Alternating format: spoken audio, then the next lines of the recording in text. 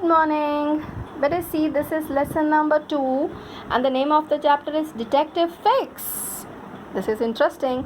And see, the first chapter where we left, it was in the end. Paspitaut nervously took the bag and followed his master into a cab, into a taxi for the Charing Cross railway station. So this is that picture. Paspitaut is there along with the bag, and in the bag 3 things are there: £20,000, then the Daily Telegraph, and then you remember the guidebook. So you have to remember better. And now this is Phileas Fogg entering the cab. See, and after him Phileas is all this Paspitaut is also there. So let's read the next chapter. Write down first term. Interesting story, isn't it? Yes, keep reading better. Even though we have read, you go through it again, because reading is going to really improve your English. Yes, Detective Fix. Now this character is going to come. Let's see the character once again in the picture. Yes, this is that person. See, Detective Fix. Okay, so let's see. Following the route in Daily Telegraph, Fogg and Paspitaut took the boat from Dover to France, then a train to Brindisi in Italy, and from there a boat, the Mongolia, to Suez, Egypt. There are some of the things. Let's underline: Dover to France, and in the last, the boat, the Mongolia, to Suez, Egypt. The news of Fogg's adventure was in all the newspaper, but because Fogg also belongs to one of the very good sound family in London, so everyone was anxious. Everyone came to know about this bet, because bet was of good amount. So the people knew about, because he was a well-known person over there, well-known face. All the friends were also well-known. The news of Fogg's adventure was in all the newspapers, and his picture appeared all over England. Soon everyone was talking about whether or not Fogg would win his bet or not. So everyone was thinking about. The whole country was excited, but Fogg seemed as cool as calm as he was on any other day. Actually, he was a very balanced person.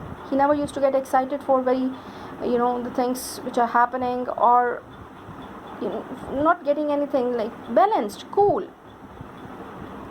He did not even leave his cabin to enjoy the view. He simply stayed inside and carefully wrote the details of the journey in his notebook. This kind of cool person. A week later, on 9th October, the busy harbor where the ships used to unload and load the things at Suez was crowded with sailors, other foreign travelers, and men selling fruit, drinks, and other goods. So the harbor was full, busy. They were all rushing around, as busy as bees. Better keep in mind, this is the simile you are going to learn in the exercises. As busy as bees.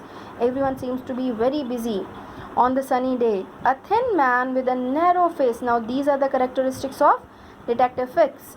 A thin man with a narrow face, not that broad, a small moustache, stood waiting near the dock.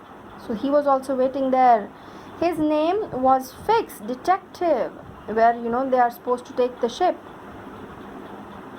Please underline Fix, and he was waiting for the arrival of the Mongolia.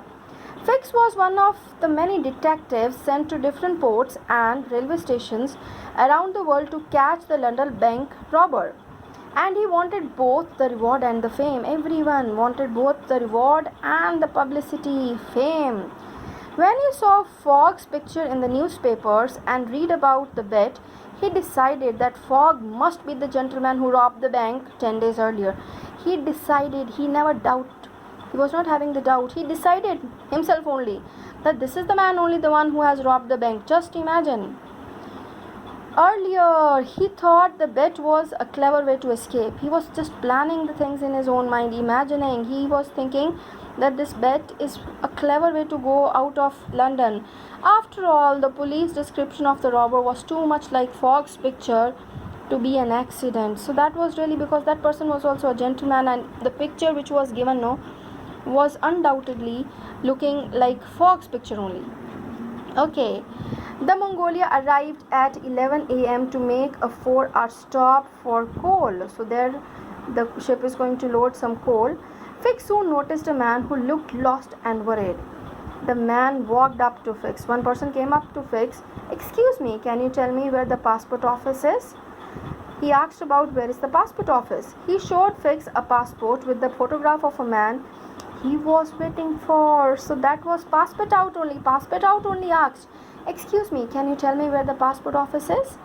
So when he showed the passport, he found the photograph of Phileas Fogg, and he was looking for that person.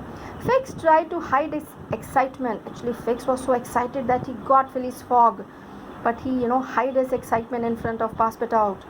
The man in front of Fix was Passport Out, and the passport belonged to Fogg. My master, now this is Passport Out, beta, he's saying, my master wants to get his passport stamped without getting off the boat. We are going on to Bombay, you see. He said all the things about that my master is there in the boat. He told me to go and get the stamp.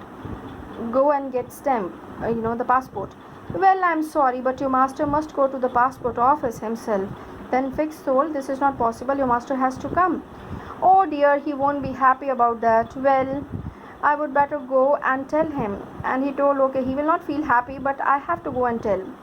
Passport Out sighed and went back to the boat. For Fix smiled with satisfaction. Now Fix was quite satisfied that now he can follow them.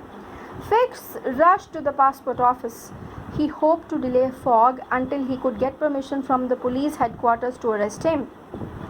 He thought by this time, he will go to the passport office and somehow he can delay Fogg's journey so that he can get the arrest warrant. So he asked the passport officer not to stamp Fogg's passport. He even told the passport officer not to stamp Fogg's passport. The officer shook his hand. He said, why? If his passport is genuine, I will stamp it. And if everything is okay, I have to stamp it. Why should I not? I will not refuse to do so just because you think he might have robbed a bank. And even the officer told, okay, that you think that he has robbed the bank. He has robbed the bank. So because of that reason, only because you doubt, you suspect. So I'm not going to do that.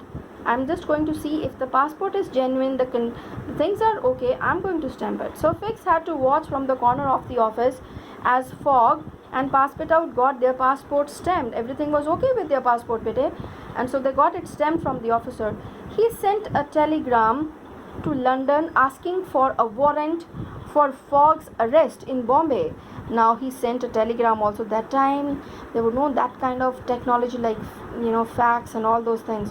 So a telegram he sent to get the arrest warrant. He then bought a ticket and followed Fogg and Passport Out onto the Mongolia. He started following them because he suspected Phileas Fogg only that he could be the robber.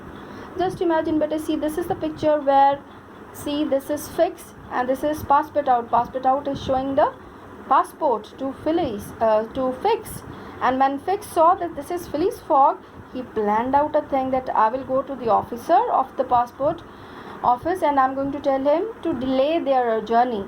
But the officer said that I can't do it if the things are genuine. I hope you understood.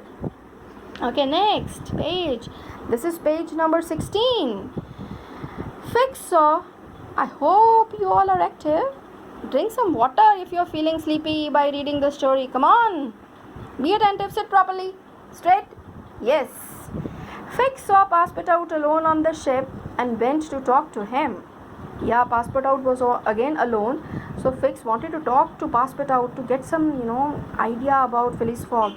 He hoped to win the valet's trust so that he could learn more about Fogg. He wanted to, gain his trust, the servant's trust, so that he can get the idea.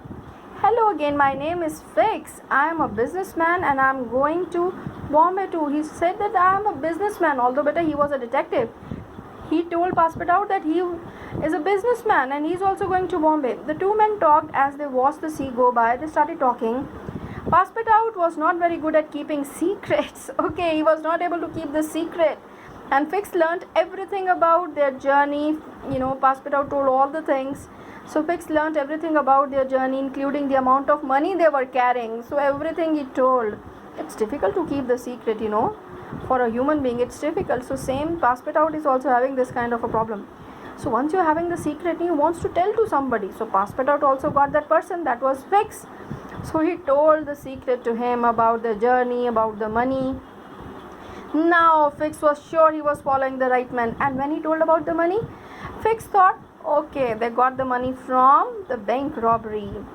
The Mongolia reached Bombay on 20th October and Fogg was very pleased because they were 2 days early. But a Fogg has planned that by this date they will reach this place. So when they reached on 20th October, no, Fogg was very pleased, very happy because they were there 2 days before, which he must have fixed.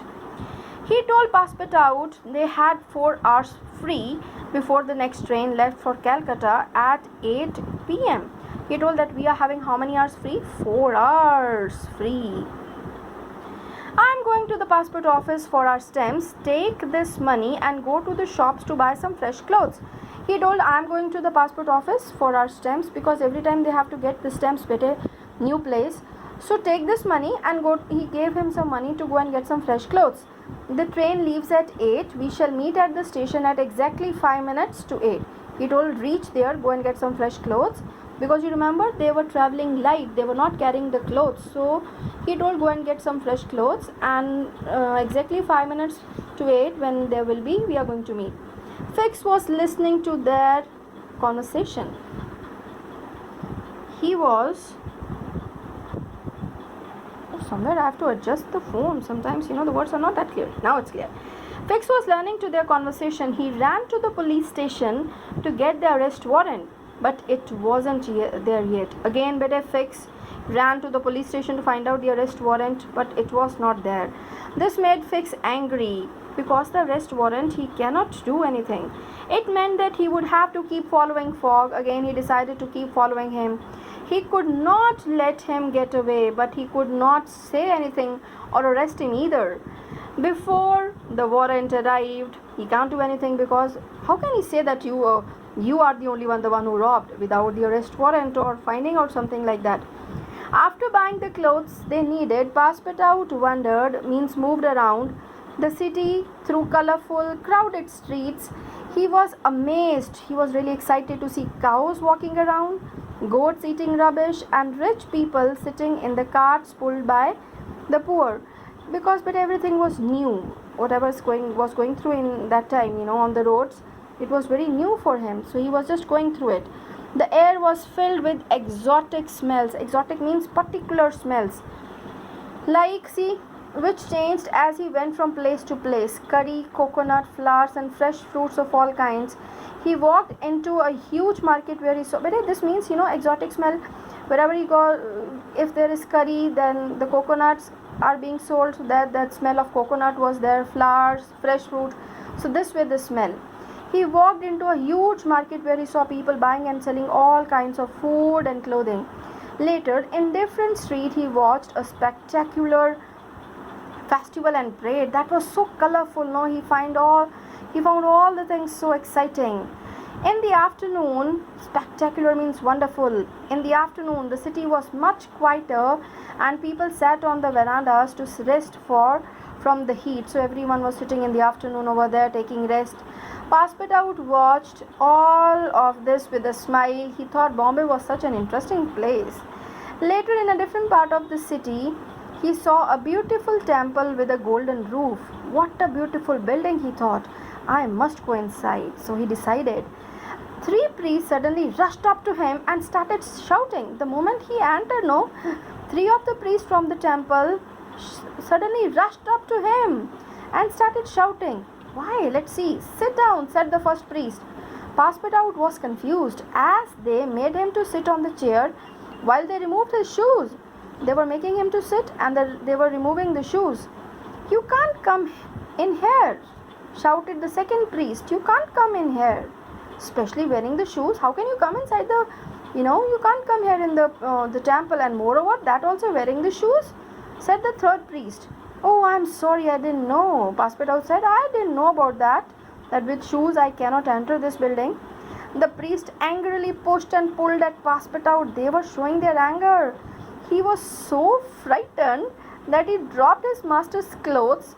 My God, he brought the new clothes, he dropped them there and ran out of the temple as fast as he could. He got so frightened, scared, because they were treating him like that. The hard ground hurt his feet because even the shoes were there. But with the priest chasing after him, he just kept running. Just imagine that But a condition. Finally, he met Fog at the railway station, shoeless and without the clothes. When he told his master about the incident, Fog reacted coldly. Coldly means angrily. I hope that this will not happen again. He told, don't create this kind of a mess, because they were having a limited time that they have to travel the world around, that also in 80 days. So in this chapter till here, in the next one we are going to read more about. Thank you, beta. God bless you. So this is the picture also. Sorry. This is the picture. See the three priests, and see the shoes, and see the clothes. He dropped the clothes, and see the way he started running from that. Oh my God, very good picture. God bless you, beta.